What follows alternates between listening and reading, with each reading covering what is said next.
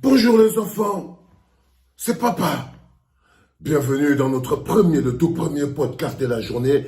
Bienvenue dans le 8 heures. Bienvenue dans le 8 heures de la clinique. J'espère que vous êtes très bien réveillés.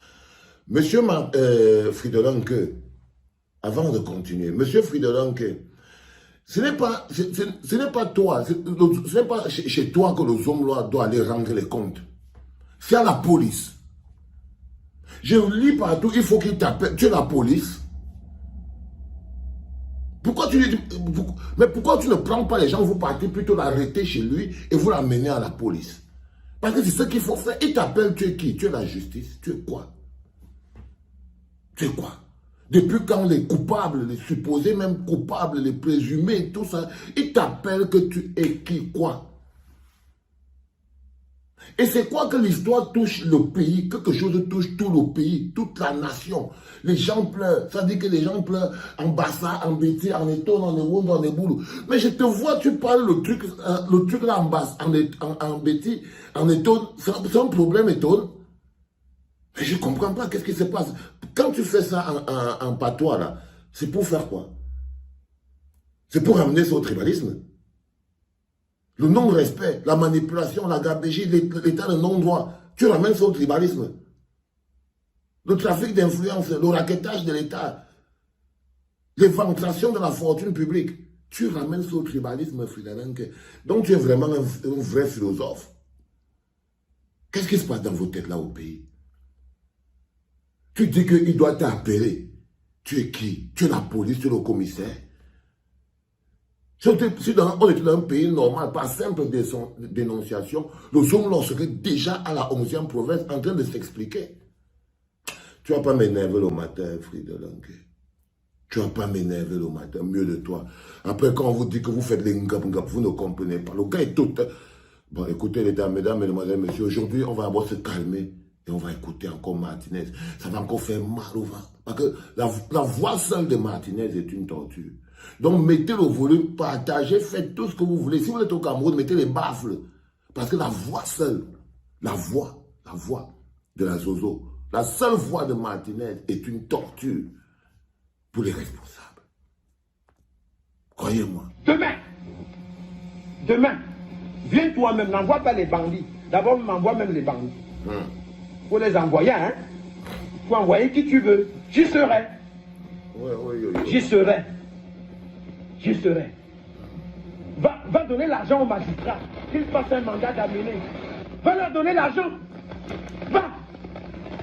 C'est son travail. Tu vas payer les impôts dans ce pays.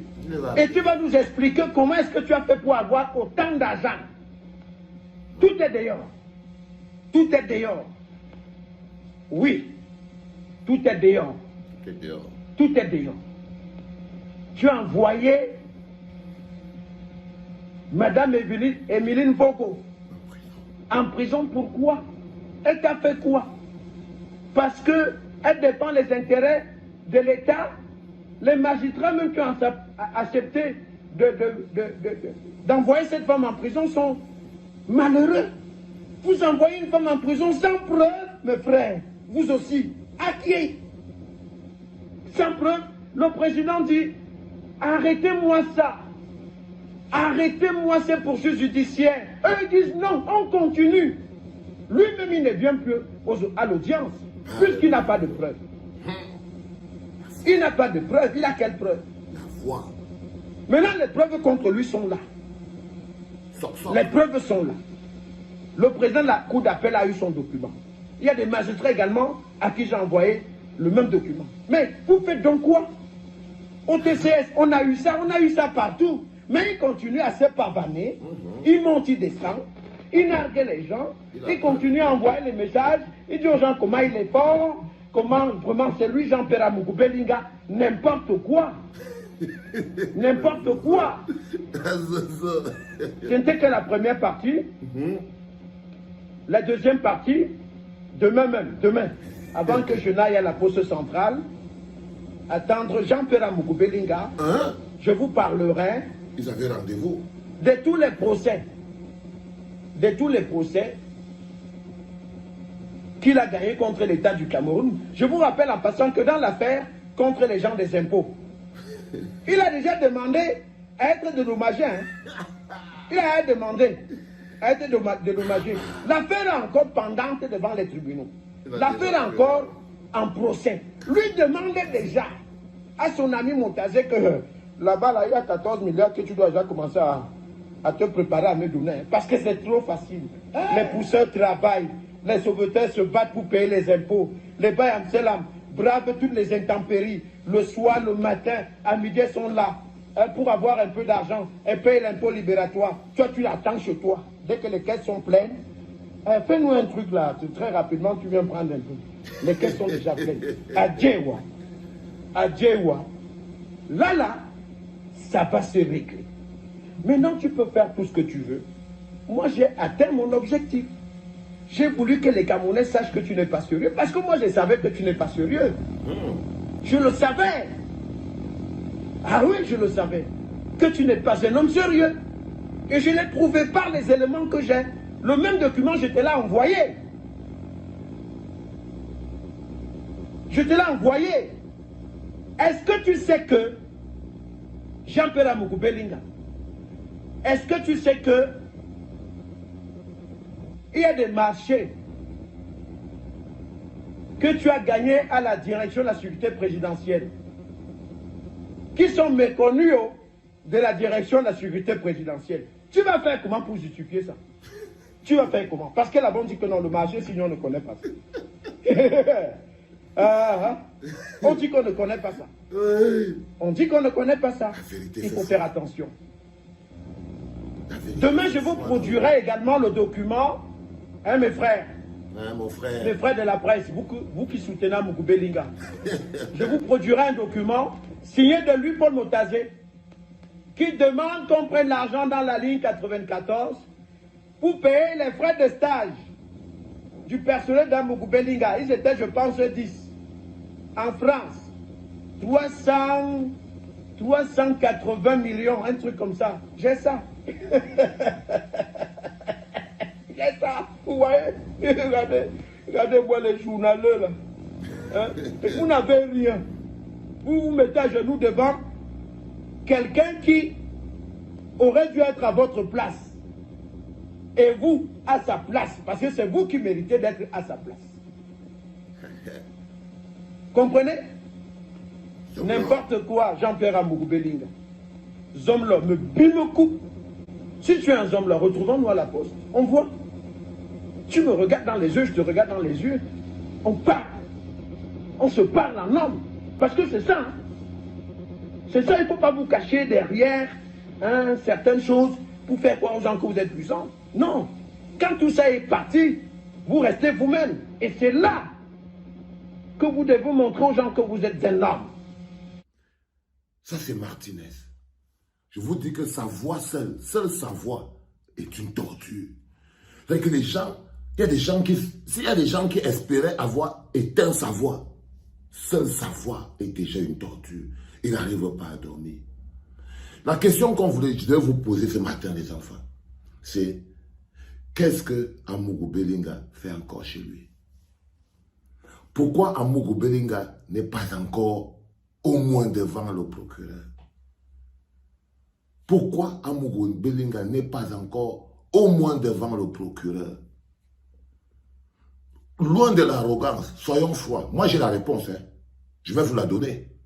Je vous pose la question à vous. Pourquoi, jusqu'à présent, Amougou n'est pas chez le procureur? Parce que le procureur est persuadé que Amougou travaille pour Poma. Et le procureur dit que s'il ne veut pas avoir les problèmes avec Poma, il doit laisser Amougou tranquille. Parce que c'est au nom du chef de l'État. Parce que pour eux, là, c'est pour Poma que Amougou a nettoyé toutes les caisses de l'État. Si Amougou a tous les ennemis qu'il a eu là, c'est à cause, c'est parce qu'il est dans l'exercice de sa défense de Poma. Le seul et unique responsable. Le seul et unique responsable, coupable. Le matin, c'est sérieux. Hein? Le seul et unique responsable est le coupable. Poma. Parce qu'aujourd'hui, si aujourd'hui, le ministre de la Justice, Si aujourd'hui, le procureur de la République, qu'est-ce qui peut expliquer qu'on est en train de parler? C'est comme si toute la machine judiciaire se moquait du corps de Martin. Il se moquait des pleurs des Camerounais. Quand on vous dit qu'il faut faire très attention, des gens qui ont appris à vivre dans l'impunité et qui travaillent dans un cycle d'impunité vivent dans l'arrogance. Une arrestation, si on mettait la main, si on prend maintenant le Zomlor à Mougou, si on le prend maintenant, on l'amène pour besoin d'enquête, cette histoire va avancer. L'une des choses qui peut faire qu'on avance, on fait un pas vers le faux, vers la vérité. L'une des choses qui peut faire qu'on fasse un pas vers la vérité, c'est qu'on l'arrête. On ne va pas passer tout le temps à dire arrêtez, arrêtez-le, arrêtez-le, et on ne l'arrête pas. Et on ne l'arrête pas. Et on ne l'arrête pas. Parce qu'il n'y a qu'une fois qu'il sera mis aux arrêts, sommet de s'expliquer devant le procureur et tout ça là, qu'on va commencer à démêler le vrai du faux. Mais il faut qu'on commence quelque part. Et Martinez, de par sa voix, de par ses émissions, de par la dernière enquête sur laquelle il travaillait, nous donne une piste vers laquelle on peut d'abord commencer par ouvrir la brèche de la justice pour comprendre ce qui se passe. La piste s'appelle les hommes lors des hommes lors. Parce que dans les histoires là, on appelle ça le mobile. Qui a un mobile? Ça se voit quand tu écoutes Martinez, tu sens et tu sais que le bonhomme a un mobile. Ok? Donc il doit maintenant nous donner un alibi. Quand on entend que si quelqu'un disparaît aujourd'hui, on dit qu'il avait d'abord les problèmes avec qui gagnait à sa disparition et tout et tout. Il a quand même quelqu'un avec qui il était face à face. Il avait rendez-vous aujourd'hui, le jour là. Ça c'est un jour avant. Ça c'est un jour avant cette émission. C'est un jour avant que Martinez ne soit embarqué. Un jour avant. Donc on estime donc que, si je vous suis bien, ça veut dire donc que il a dit aux hommes là qu'on a rendez-vous à la poste. Les hommes n'est pas parti à la poste, les hommes sont partis plutôt le prendre par derrière. Mais même ça, alors si les hommes ne devaient pas être chez lui, pour le respect de la justice, pour le respect de l'état de droit, pour le respect seulement du fait qu'on est des Camerounais et que le monde nous regarde, il devait déjà avoir été interpellé au moins 2 fois, arrêté et auditionné. Et ça devait être connu du public. Connu du public. Les enfants. La question qu'on se pose, pourquoi il n'est pas jusqu'à présent devant le procureur pour répondre de ses actes? La réponse est simple. Le procureur ne veut pas avoir les problèmes avec Laurent Esso. Amougou est le patron des magistrats. La seule personne qui peut l'arrêter là, c'est Pomba. Et pour que Pomba l'arrête, il faut que nous on aille arrêter Pomba. Et il faut donc aller mettre la main au collet à Pomba. C'est de ça qu'il s'agit. C'est de ça qu'il s'agit. Essayez de rejoindre l'appel de Yaoundé de Chantal Tulé. Il y a un autre appel qui est organisé à Paris. J'ai vu sur Internet. Pour se mobiliser devant l'ambassade. C'est aussi un appel. Il faut pouvoir s'organiser pour ça. C'est ce mois de janvier. Ok les enfants? C'était le premier podcast de la journée. Il est un peu fâché, Yoda. Ah, il n'est pas content. Il n'aime pas se lever très tôt. Il nous dit que, mais pourquoi, c'est quoi cette histoire de podcast de 8 heures, alors que nous, on faisait toujours nos trucs à midi. Je lui ai dit qu'à partir de maintenant, il va apprendre à travailler pour vivre. Donc, il se réveille à 7 heures. Celui qui ne veut pas, il laisse aller les enfants. Allez bosser. C'était papa.